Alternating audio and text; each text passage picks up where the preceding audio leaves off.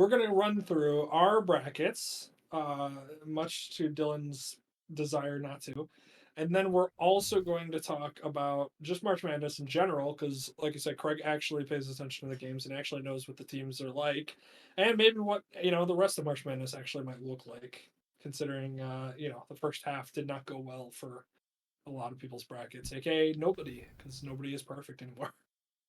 Well, yeah, there's nobody's perfect, and there's where we got to. But yeah, that So one was great.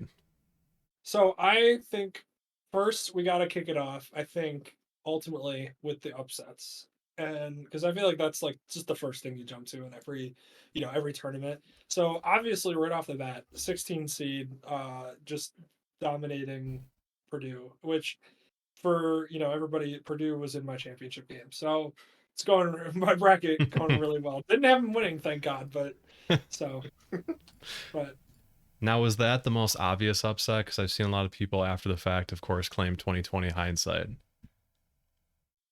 Farley Dickinson, I mean, they're only the second 16 seed in history to upset a one. So that is definitely the most obvious upset of this bracket and most brackets in history. The only other 16 seed happened like 3 years ago, and that was UMBC upsetting Virginia, who's also one. But in regards to this, I mean, like I actually watched most of the game, I would say, and Farley Dickinson didn't look like a 16 seed, and I think that's like the trajectory of the March Madness tournament in general is that the seedings are just becoming more and more difficult to accurately give to teams, and so that's why you have these teams always in closer games for longer and more upsets you know happening. So I mean, we had a 13 seed, a 15 seed, a 16 seed. I don't know if any 14s upset in the first round, but just so many close games, um, and they only continue to happen. So yeah, there's a lot to get into. I would say with this bracket. Yeah, and I'm currently pulling that up on the side. I didn't know if you wanted me to actually look through it, Dylan. What do you think? yeah, we could pull up our brackets here in a second. Okay. Um, because I got my bracket pulled up on the side too, so we can kind of look at it. Yeah, I just watching that game. It was surprising because I heard that they were like the smallest team in the nation or something like that, where they were like the shortest amount of like players. Hmm. And then it was just like watching it. Yeah, it felt like honestly like if that they were like a more experienced. It looked like they were just a more like put together team. Like it looked like they weren't like having as many turnovers. They weren't having like as many issues on offense. They had a couple like issues in like the second game, but like that's kind of just like the momentum of the first game and how much energy you put into that upset and everything. And it's always hard to like win the next one after that, especially being a 16 seed. But I Yeah. felt like watching that game, I was like, they're doing the things that like just you have to do in the tournament that you can't like make mistakes on. You can't like make the turnovers, the dumb mistakes, the dumb things. Otherwise, you get upset, which is kind of what happened, to Purdue. So Yeah. Okay, I'm also, gonna I'm gonna start with my bracket. If you want to get that one out of the way oh first. man, So yeah, I I'm gonna would love to see transition this over to thing. that so you could see it. Let me know if you have any issues seeing this or if this makes it easier. It definitely makes it easier to see. Okay. So right off the bat, Alabama. So you got Alabama going far, which is, I mean, that's kind of I feel like the go to right now. Yeah, Like, that's a safe pick. They're a good team, really good. yeah, Yeah. I just like, and then you have Maryland upset West Virginia. See, I also had Maryland upsetting West Virginia because I thought, Well, that's not an upset. oh no, no, no, I'm That's sorry, I that's an had West upset. Virginia upsetting Maryland, and I was wrong. Right. So That was it was like 10.5 million brackets or something picked West Virginia to upset. It was like the most commonly picked upset. It was a 9-8, so it's not the craziest one, but Hmm. definitely one that took off mm, half of the perfect brackets. Just ESPN actually has like a tracker now of like perfect brackets remaining, and they kind of like calculate the number of brackets that went down based on a certain game, and that was like by far the biggest one. Huh. mm. Okay, well, So just to my shatter any illusions, this bracket is at 11% currently. So let's not let's just remember this started off awesomely, but we could shatter that pretty quickly. Oh, here, you know Go what? I back. lost it over here. Yeah, I was gonna say, yeah, go back to your widescreen there. thought I So zoomed in then you had San perfectly. Diego State getting upset. See, that was the upset that I had too. Was I had, what was it? What were the? College of Charleston. Yeah, I had them upsetting San Diego State because I felt like that was a good. Like I had heard people talk about that being like a pretty solid pick. Yeah, that was another one. That top left region was honestly, the most upsets I think were picked in it, but no one picked the right ones because then of course you have the 13 seed and the 15 seed both winning, but people really don't figure that that's going to be the case. Yeah, I'm gonna be honest. The Furman, is that what it Yeah, is? Furman. I did not watch a single bit of that game. I think I was at work or something like that, and then you right. were like I texting me about texted it. you because I was like, this game is honestly a really just if you're a fan of basketball, it's just one of those back and forth games the whole year or the whole game. And Virginia was in control up until I would say 8 seconds left, and they had the ball up two, and they inbounds the ball. The point guard gets double teamed, and instead of calling the timeout that they actually still had, he throws it towards half court, and it gets stolen by Furman, who then pass it and make the game winning three essentially. So it's like the like perfect type of like March Madness upsets that you like to see when they're that close. I didn't know they had the timeout either. That part wasn't really Yeah, talked about, so that was news to me. I just saw it and I just saw the chuck out of there, and I was like I guess that's Hmm. your only move at that point, but you could just also hold on to it. But the Right. perfect pass like into transition for that is like how much time was there left on the clock? Was it like 0.6 or something? Like not even enough to get a shot off afterwards. I don't think it was Well, zeros. I don't remember though. yeah, they inbounded it at 8, and then all of it happened with like they tied the or they took the lead with like 2 seconds left, and I think it might have went down to below one when they would have had to try to like win the game or something. mm. Yeah. yeah, that was a crazy. I remember seeing the shot and like Kevin Harlan's reaction of this is fantastic. That went Yeah. viral. Honestly, that kind of felt like to me is this is kind of throwing back, but that Kevin Harlan like that reaction video, whatever, kind of reminds me of when I almost jumped out of Uh, the score table. Okay, it's like Back a in high freshman school. year, and like Craig hit a game winner at the buzzer for a three, and I just like I jumped out of the score table, like I literally hit my knees on the top of the score because I was the one like keeping score, and I like Yeah, and this is a scorers table at Andrew High School, and it's not like I don't know if you've been like our high school. It was on the court, so you're sitting on a chair on the court. This scorers table was elevated onto a platform for some reason. So Dylan is trying to get to the court as fast as he can, and he tumbles over the scores table, which is 5 feet off the ground, oh. and he's falling onto the court, in celebration before he gets there. But yeah, I remember that too, and that's we're pushing 12 years ago at this point. It's a very vivid memory. Oh, right in the Yeah. soul. They Um, stick with you. yeah, but that was kind of how I felt about Kevin Harlan's reaction with that shot. But that was nuts. Because that's one of those random schools that you're like, I've never heard of this school in my entire life. I don't even. I literally This was their first time in the tournament in is that history, so yeah. that's why it was such a big deal too. I literally could not tell you the state that they're from. Like, there's no way I could give you that. Like, I'd like to see it's the no Google shot. Trend search history of like FDU and like Furnham and Yeah, everything because it was like, Oh yeah, where's that? How do you say that one? yeah. yeah. So and then you move down to the second half of that bracket. You So want you to go had you want to go left side or you just want to no, go? we're staying in the The south. South Yeah, region. just keep scrolling Okay. down. We'll go to that second half. So Creighton, you had North Carolina State going on the upside. See, Creighton usually does perform well in the tournament, so I just kind of banked on that, and that was like kind of what I went with. Yeah. Yeah, go ahead, Dylan. No, so like a lot of these, most of the time, if it's like a 5 and a 12, I always want to pick the upset. But the most I was doing this, I think, was at 10:45, and they were due obviously and closing at 11. So at least when I put more time into it last year, the first thing is this is another thing I was going to get to after we talk about the bracket is like where to even start because I have no idea where to start. The only thing that I went off of was just like, okay, I'm gonna look at like points per game and like like defense and stuff like ranking and that's like surface level. That's all I went into, and then I stopped. So these ones, that's very much what these look like. Of course, doesn't account for everything else, like what conference they're in and everything else. So that's what this is. So if you see an upset and you go, why'd he pick that? Don't think there's a good reason. There isn't.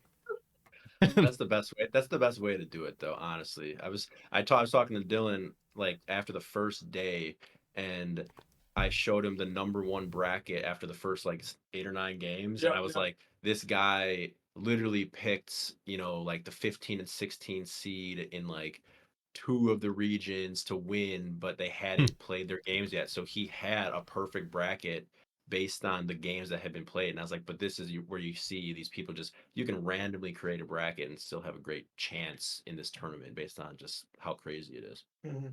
Yeah, so it seems almost fruitless, but Yeah, I don't know. I It's try to go tough. with a little bit of background knowledge, like recency. So like I said, with this one, like I went Creighton because I was like, okay, Creighton probably gonna win because they usually perform okay in the tournament. Like not saying they're great, but they usually perform pretty well. Yeah. Yeah. Coach McDermott is I'm a Big East guy because I went to Marquette and have followed these teams for the last, 8 years. And Coach McDermott, obviously Doug McDermott is in the NBA and his dad's the coach at Creighton. Um, he always leads good teams, and whether or not they have won the championship, it's just though his coaching style puts forth good teams, and so good idea to pick a win. Yeah, I didn't even realize that they upset Baylor. See, this is what I'm talking about. I missed some of the games because there's just so many. Like now that Sweet 16, Elite Eight's coming up, that'll be like a lot more. I'll have a lot more eyes on those. But like, yeah, I totally missed that boat.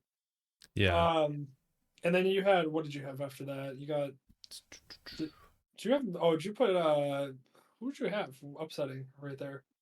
You have another upset? Utah State over Mizzou. Um oh Oh wait, yeah. no, am I looking at what bracket are we looking at? Where are you at?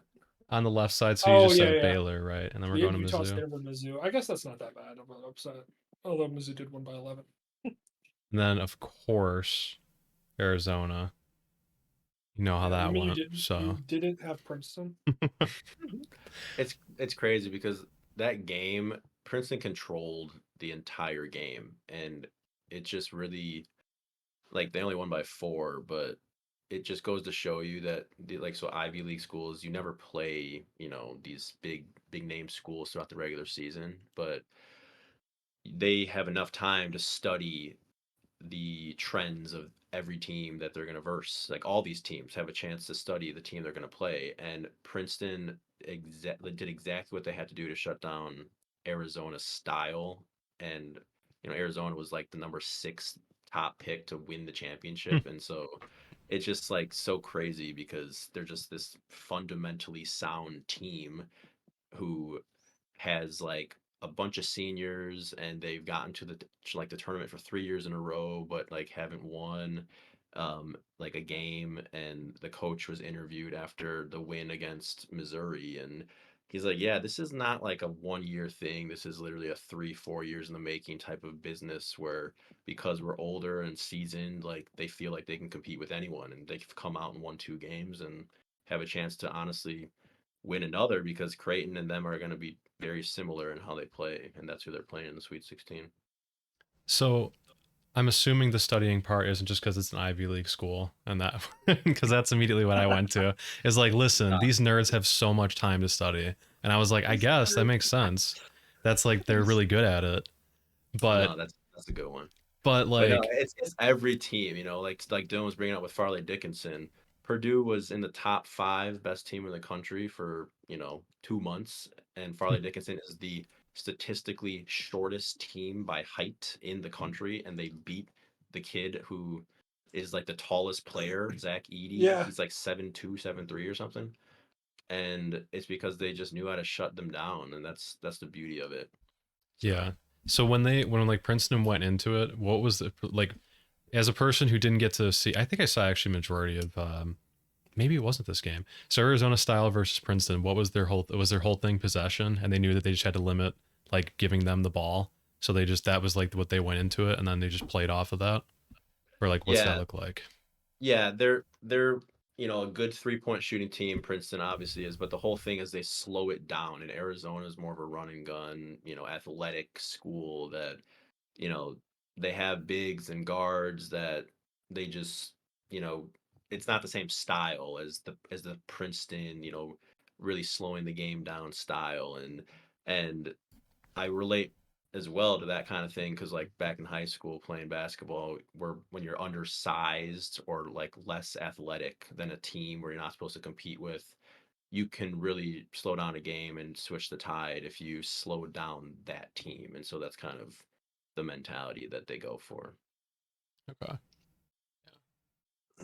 Yeah, that's not surprising. I like it was one of those where like every once in a while one of those Ivy League school teams just like does something crazy in the tournament, and this is now Princeton's, but that does make sense. I mean, 3 to 4 years of just like, yeah, because you do, because that's like you see it with Gonzaga a lot. That's what ends up happening in the tournament is you get these teams that like one have like a lot of talent, but then you also get these teams that have like they've been playing together for 4 years and they could like they could all close their eyes and know where each other are on the Hmm. court. And so then that's kind of like when that factors in, because then that's like a okay, there's a reason why they're playing so well because their chemistry is just absurd because they've had 4 years together. Yeah. So is it? I mean, obviously, like the Arizona upset is way more important, but is it also kind of overshadowed that they also beat Mizzou? I mean, I think that Missouri, so Missouri is hated in March Madness because this was their first win. So like when they beat Utah State, that was their first win in like 13 years Oh, in March Madness. So they were like 0 and 12 or 0 and 13 or whatever. They haven't gotten in every year, so I know it's less than that. But it was like this curse was lifted, that they hadn't won in like over 4,000 days. It was like this tweet that was posted and stuff like that. But the win against Missouri was, I think, more expected than people who don't know, basketball as much would realize because, like, if they could upset Arizona, who, was clearly a favorite to win the championship, Missouri was not. So, okay. Yeah. So Creighton is coming up next, and when then I guess since we're here anyways, like what's Creighton look like as well, like their play style versus Princeton, because apparently yeah, anything could it's happen. right. Anything can always happen. Creighton, I think, will have a very similar play style. So, Creighton, I know. Let me just take a look here. Their center, Ryan Kelkbrenner, he's like 7'1". He had 31 points against NC State. Hmm. And he's a skilled center. So he's not just like a, I'll stand here, be a big presence, and hope that the guys won't come around. No, like he'll post you up, he'll get rebounds, like because like and I say that because I compare him to one of the Xavier centers who is more along the big body but less skill as the Mm. Kalkbrenner on Creighton. Um, but not only does Creighton have him, they have a guard, Ryan Nembard, who I believe his older brother's in the NBA. I could be wrong, but there's a Nembard on the Pacers. I don't know if they're related or not. But Hmm. Nembard, he ran the show against Baylor. He had 30 against Baylor, and that's surprising because like that's a guard, you know, leading the way against a team that like they won the championship 2 years ago. So Oh It's true. yeah. so yeah, so Creighton's very interesting, and then they also have this lefty shooter. His name's Baylor Shireman, and he's a potential second round draft pick in the NBA just because he's a lefty shooter, and teams love lefty shooters. So he's been on mock drafts and stuff like that. So there's a lot of good players that I think will. What's the reasoning behind the lefty shooter? Is that just like it's easier I in the don't. corner, or what? I mean, I what the really don't know. I just like as long as I've been a basketball fan and talking to older basketball fans and coaches, like I think they say that it's like harder to guard because the release is faster sometimes, but I really don't know why people like lefty shooters. Hmm. Is it just But like yeah. that extra like second of hesitation you have to have as like a defender to remember like, oh, he's different than 99% of everybody I've ever defended, like that way instead of this way. yeah, I I don't know. think they're right. That's a good thought. I mean, the percentages of righties and like their strength of moving right faster than moving left is definitely, it favors the righty compared to a lefty. So it's Yeah. it's I don't know, but yeah, I don't know why because Baylor Shireman hasn't made any name for himself too much in like the college basketball world, but he's on some mock drafts for whatever reason. So like that these are the types of weapons that Creighton has and why they're very capable of moving out of this region fully, and why experts that I've listened to have even picked them to upset whoever gets to, if they get to the Elite Eight, like that they would get to the Final Four. So it's crazy. I mean, Princeton, if they can do the same thing, like that would be historic for them to get out and go to the Elite Eight. But we'll see. Yeah. So the question is who has a better chance? Because I think Bama is probably going to get past San Diego State. I would assume. So Yeah, I mean, I don't know. Do you want to get into San Diego State at all? yeah, I mean, go ahead. Yeah, because I'm kind of curious. Because my assumption is that they would just end up. I like that they would probably just blow past San Diego State. Like it'd probably be like a 10+ point win. Yeah, I kind of agree with that. The San Diego State, the Mountain West Conference is like not the best success in March Madness. They were 0-4 last year in the tournament, but at least San Diego State, got their 2 wins this year. Some people thought that they were underseeded as a 5. I mean, they have a good team. Their point guard, he's a senior. I don't know if Matt Bradley, that's his name. He controls the tempo of that team extremely well, and he's another lefty scorer, so his power is to the left. So I don't, I guess Again, thinking with yeah. that trend, I don't know, but it'd be a good game. I just think that Bama is truly the best team in this tournament. Um, Despite all the drama that has circulated with them, which we can talk about later if you want. Yeah, I'm actually Um, kind of because Dylan, did you know like how much crap is surrounding them? I think Oh, I've heard maybe like, I think basically in my thought, it was just like, I think a lot of people don't want them to win. That's it. I know nothing else. no, they're there is real stuff that's happening with Alabama, which is why them being the best team is as crazy as it is, essentially. Okay, so Um, like despite all that going on. yeah, yeah. So like I said, San Diego State, good team. Should have been talked about a little more during the regular season, but wasn't, just because they're Mountain West and people don't respect the Mountain West in the tournament, because UNLV won it in 1990, but I think that's the only Mountain West team to ever win it. So